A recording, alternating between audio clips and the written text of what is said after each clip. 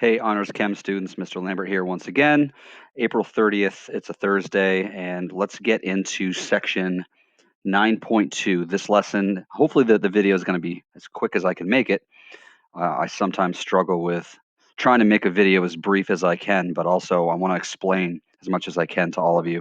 But let's get into section 9.2, mole to mole ratios. Just as a reminder, we are in lesson 9 in Google Classroom, chapter 9 of your textbook. This is going to cover section 9.2, pages 252 to 254, mole to mole ratios. On page 252, it starts you out with a balanced chemical equation, which I will write down now. So now we have a balanced chemical equation on page 252, which describes solid iron, Fe, that's an S if you can't tell. Also solid, that's sulfur. 2 moles of iron plus 3 moles of sulfur will yield 1 mole. Notice there's no coefficient there of iron 3 sulfide, Fe2S3. What this lesson is really all about is the mole to mole ratio, which we have talked about even when we were back in the classroom. So I would sort of ask you early on when we were balancing chemical equations, what's the mole to mole ratio? The mole to mole ratio for any one of these 3 different chemicals, in this particular case, the mole to mole ratio is 2 to 3 to 1. And you can use the balanced chemical equation with the coefficients to basically jump. If you wanted to talk about moles of one chemical and describe how many moles of another chemical you might need or how many moles of another chemical you might produce, you can use these whole number coefficients that are in front. Again, that's a 1, to jump from one chemical to another. So on the bottom of page 252, it describes how you could compare the mole to mole ratio of one chemical to another. I'm not going to do all of them, but I just want to show you what these mole to mole ratios or these conversion factors would look like. Let's say we wanted to let's say we had a measurement in moles of iron and we wanted to describe moles of sulfur that we might need, because these are both reactants. We need these to make this. For every 2 moles of iron, we would need 3 moles of sulfur. Notice that that's a conversion factor. We're going to use that. You could flip-flop that if the question needed you to do that. Let's say you had a certain number of moles of sulfur and the question was asking, how many moles of iron do you need? Well, this is a conversion factor, so you could flip-flop this.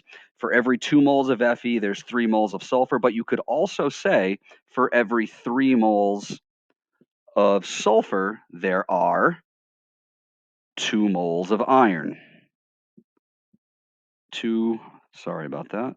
2 moles of Fe. Okay, I'm going to erase that and let's jump. Let's do 2 different chemicals. There are only 3 listed here, but what if we wanted to jump and talk about a mole to mole ratio from Fe2S3 to simply sulfur?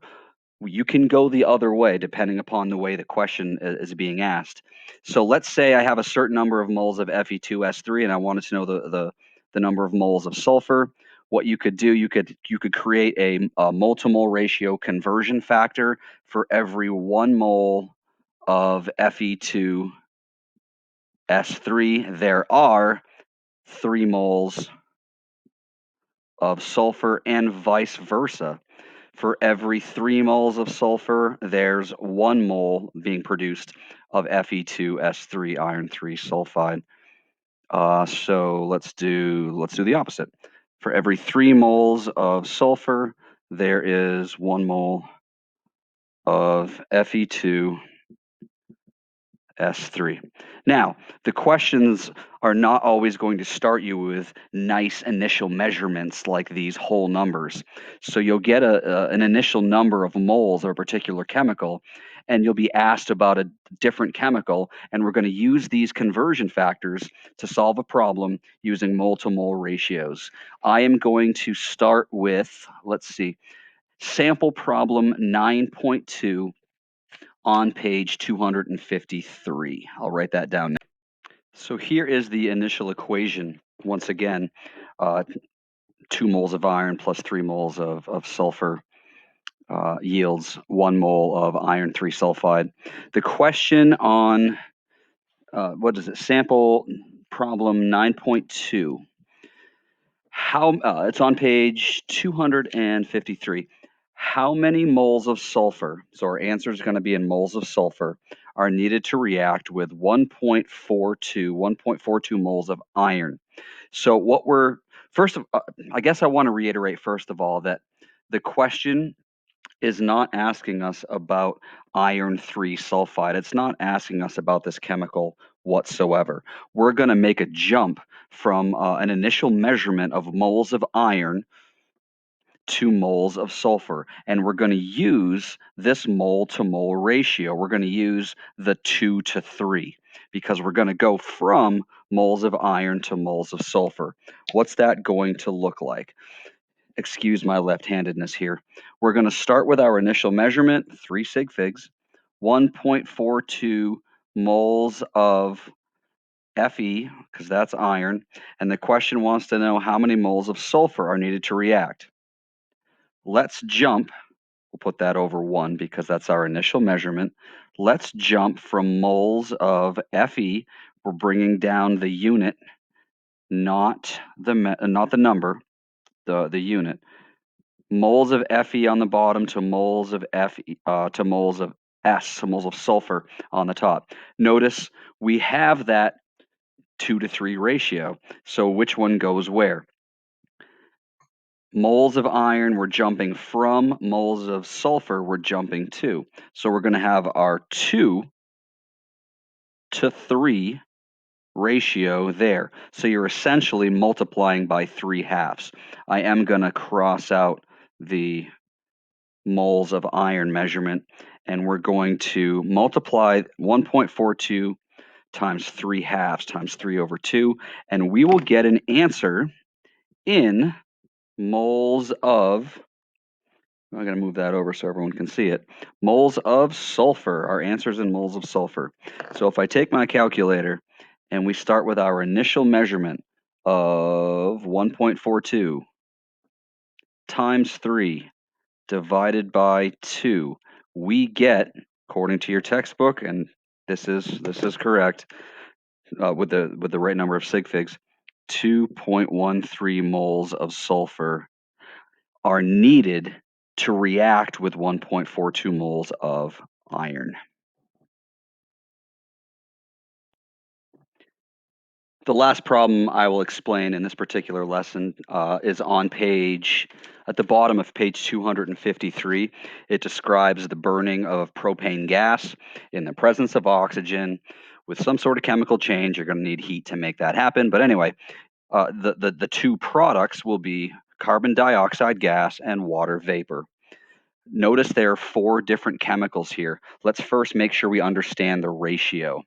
The mole-to-mole ratio is a 1 to 5 to 3 to 4.